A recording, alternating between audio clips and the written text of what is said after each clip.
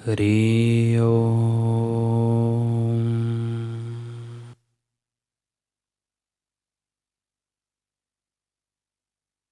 हरि ओम। हरि ओम।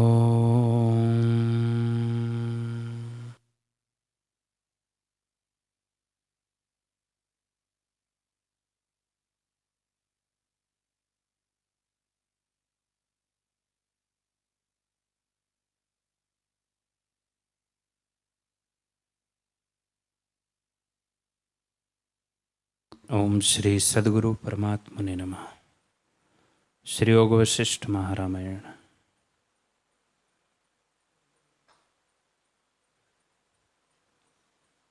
श्री वशिष्ठ जी बोले, हे राम जी, सब पदार्थ जो देखते हैं वे सब चिदाकाश आत्म रूप है।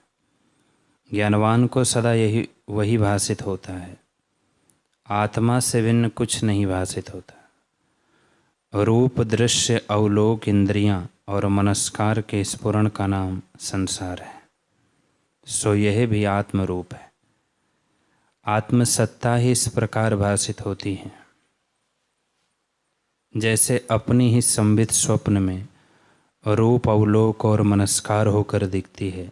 आत्मा से भिन्न कुछ नहीं, परंतु अज्ञान से भिन्न भिन्न भासित होते हैं। जो जागा है उसको अपना रूप भासित होता है। जैसे अपनी चैतन्यता ही स्वप्नपुर होकर दिखती है, वैसे ही जगत के पूर्व जो चैतन्य सत्ता थी वही जगत रूप होकर भासित होती है। जगत आत्मा से कुछ भिन्न वस्तु नहीं, वही स्वरूप है। जैसे जल का स्वभाव द्रवीभूत होता है, इससे तरंग रूप होकर भासित होता है, वैसे ही आत्मा का स्वभाव चैतन्य है। वही आत्मसत्ता चेतनता से जगत आकार होकर भासती है। इस प्रकार जानकर परम शांति निर्वाण पद में स्थित हो रहो। हे राम जी, जगत कुछ है नहीं और प्रत्यक्ष भासता है। असत ही सत होकर भासित होता है। यही आश्चर्य है कि निष्किंचन और किंचन किनाई होकर भासित होता है। आत्मसत्ता सदा अद्वैत और निर्विकार है, परंतु अज्ञान दृष्टि से नाना प्रकार के विकार भासित होते हैं। जब सब विकारों को निषेध से असत रूप जानिए, तब सबका अभाव होने पर आत्मसत्ता शेष रहती है। जैसे शून्य स्थान में अनहोता वेताल दिखता है, वैसे ही अज्ञानी को अनहोता जगत आत्मा में भासित होता है। जो पुरुष स्वभाव में स्थित है उनको जगत भी अद्वैत रूप आत्मा दिखता है। जब सतशास्त्रों और संतों की संगति होती है और उनके तात्पर्य अर्थ में दृढ़ अभ्यास होता है, तब स्वभाव सत्ता में स्थिति होती है। हे राम जी, जिन पदार्थों को पाने के लिए मनुष्य यत्न करता है वे माहिक पदार्थ बिजली की चमक के समान उदय होते हैं और नष्ट हो जाते हैं। ये पदार्थ विचार बिना सुंदर दिखते हैं और इनकी इच्छा मूर्ख करते हैं, क्योंकि उनको जगत सत्य प्रतीत होता है। ज्ञानवान को जगत के पदार्थों की तृष्णा नहीं होती, क्योंकि वह जगत को मृग तृष्णा की नाई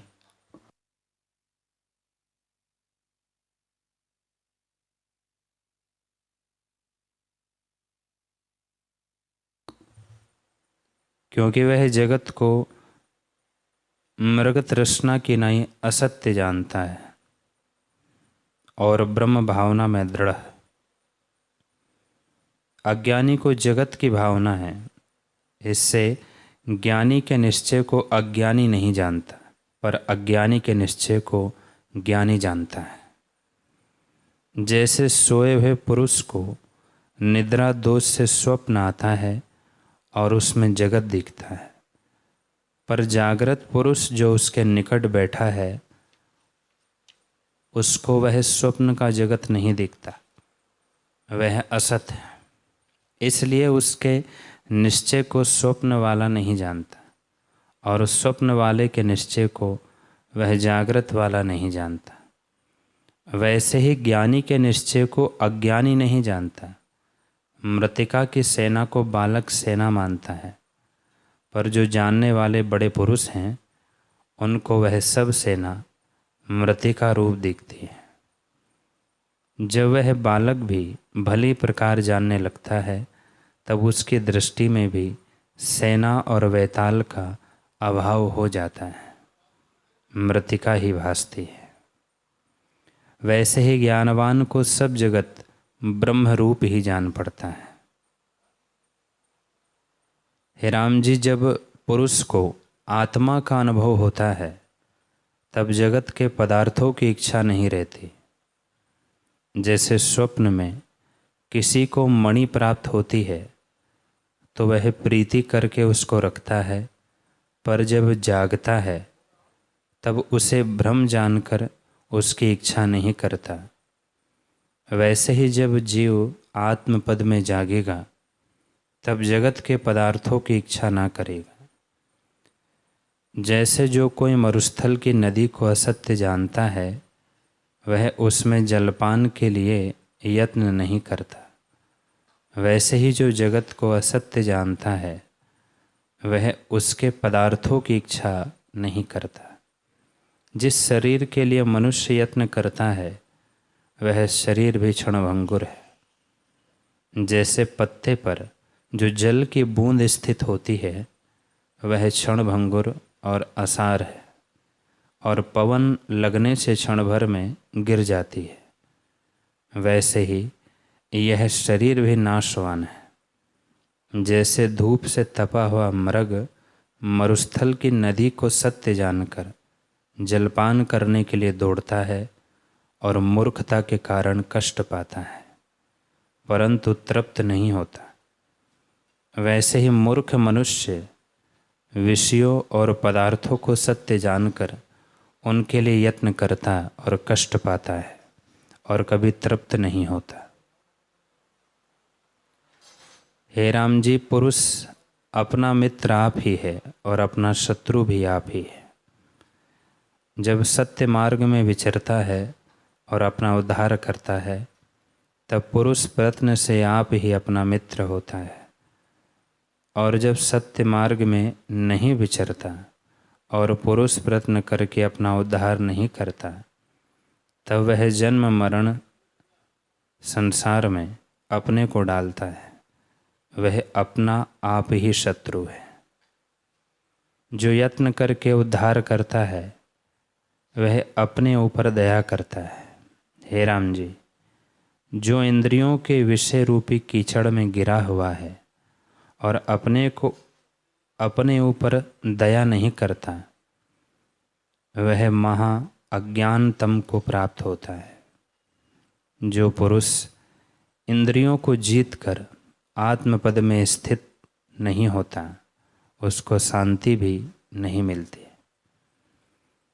जब बाल अवस्था होती है तब शून्य बुद्धि होती है, वृद्धावस्था में अंग क्षीण हो जाते हैं और यौवन अवस्था में इंद्रियों को नहीं जीत सकता, तो फिर कब कुछ करेगा। जो त्रियक आदि योनियां हैं वे मृतकवत है, यत्न का समय यौवन अवस्था है।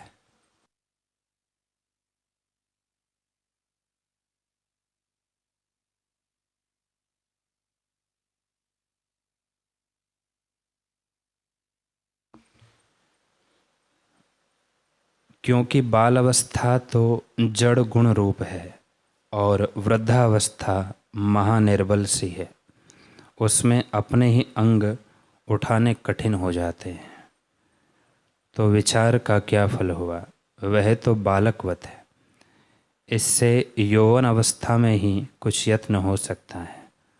जो इस अवस्था में लंपट रहा वह महा अनिष्ट नरक को प्राप्त होगा।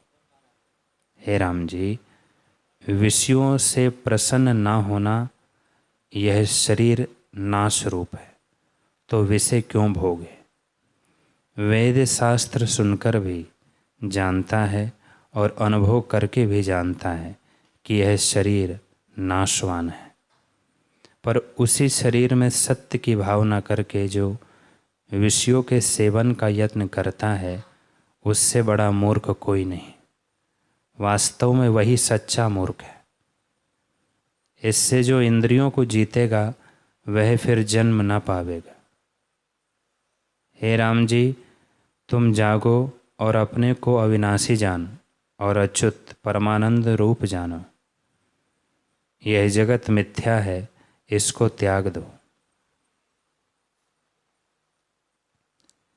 श्री राम जी बोले, हे भगवान, तुम सत्य कहते हो कि इंद्रियों को जीते बिना शांति नहीं होती। इससे इंद्रियों को जीतने का उपाय कहो। वशिष्ठ जी बोले, हे राम, जिस पुरुष को बड़े भोग प्राप्त हुए हैं और उसने इंद्रियों को जीता नहीं, तो वह शोभा नहीं पाता। जो त्रिलोकी का राज्य प्राप्त किया और इंद्रियां ना जीती, तो उसकी कुछ प्रशंसा नहीं। जो बड़ा शूरवीर है पर उसने इंद्रियों को नहीं जीता, उसकी भी शोभा कुछ नहीं। जिसकी बड़ी आयु है पर उसने इंद्रियां नहीं जीती, तो उसका वह जीना भी व्यर्थ है। जिस प्रकार इंद्रियां जीती जाती है और आत्मपद प्राप्त होता है, सो सुनो। हे राम जी, इस पुरुष का स्वरूप अचिंत्य चिन्मात्र है। उसमें जो संबित जगी है, उस ज्ञान संबित का अंतःकरण और दृश्य जगत से संबंध हुआ है, उसी का नाम जीव है। जहाँ से चित्त जगता है वही चित्त को स्थिर करो, तब इंद्रियों का अभाव हो जाएगा। इंद्रियों का नायक मन है। जब मन रूपी मतवाले हाथी को वैराग्य और अभ्यास रूपी जंजीर से जकड़ कर वश करो, तब तुम्हारी जय होगी और इंद्रियां रोक की जा सकेगी। जैसे राजा को वश करने से सब सेना भी वश हो जाती है, वैसे ही मन को स्थिर करने से सब इंद्रियां वश हो जाएगी। हे राम जी, जब इंद्रियों को वश करोगे तब शुद्ध आत्मसत्ता तुमको भासित होगी। जैसे वर्षा काल के ना रहने पर शरत काल में शुद्ध निर्मल आकाश दिखता है, कोहरे और बादल का अभाव हो जाता है, वैसे ही जब मन रूपी वर्षा काल और वासना रूपी कोहरे का अभाव हो जाएगा, तब पीछे शुद्ध निर्मल आत्मसत्ता ही भासित होगी।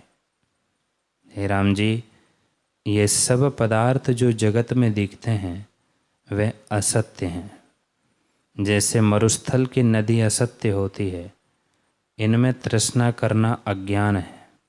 जो पदार्थ प्रत्यक्ष प्राप्त हो उनको त्याग कर जब आत्मा की ओर वृत्ति आवे, तब जानिए कि मुझको इंद्र का पद प्राप्त हुआ है। विषयों में आसक्त होना ही बड़ी कृपणता है, इनसे उपराम होना ही बड़ी उदारता है। इससे मन को वश करो जिसमें तुम्हारी जय हो। जैसे ज्येष्ठ आषाढ़ में पृथ्वी जब तपती है, तब जो पैर में जूता होता है तो तपन नहीं लगती, वैसे ही अपना मन वश करने से जगत आत्मरूप हो जाता है। हे राम जी, जिस प्रकार जनेंद्र ने अपने मन को वश किया था, वैसे ही तुम भी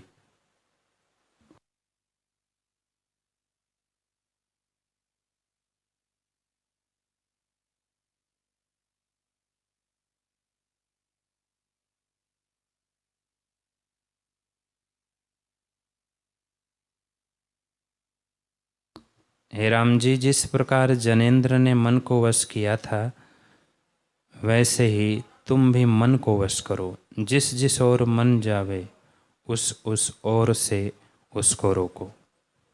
जब दृश्य जगत की ओर से मन को रोकोगे, तब वृत्ति संबित ज्ञान की ओर आवेगी।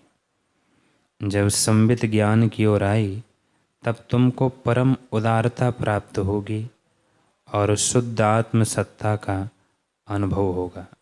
तीर्थ, दान और तप करके संबित का अनुभव होना कठिन है, परंतु मन को स्थिर करने से सुगम ही अनुभव की प्राप्ति होती है।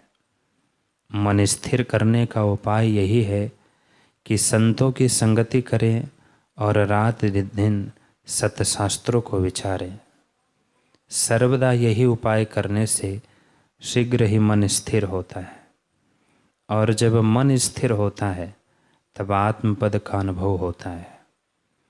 जिसको आत्मपद प्राप्त हुआ है, वह संसार समुद्र में नहीं डूबता। चित्त रूपी समुद्र में तृष्णा रूपी जल और कामना रूपी लहरें हैं। जिस पुरुष ने सम और संतोष से इंद्रियां जीती है, वह चित्त रूप समुद्र में गोते ना खाएगा। जिसने इंद्रियों को जीतकर आत्मपद पाया है, उसको नानात्व जगत फिर नहीं भासित होता। जैसे मरुस्थल की निराकार नदी में लहरें उठती है, पर जब निकट जाकर भली प्रकार देखिए तो वह लहरों के साथ बहती नदी बहती नहीं दिखती। वैसे ही यह जगत आत्मा का आभास है। जब भली प्रकार विचार करके देखिए, तब नाना तो नहीं दिखता। आत्मसत्ता ही किंचन करके जगत रूप होकर भासती है। जैसे जल अपने द्रव्य स्वभाव से तरंग रूप होकर भासता है, वैसे ही आत्मसत्ता चेतनता से जगत रूप होकर भासती है।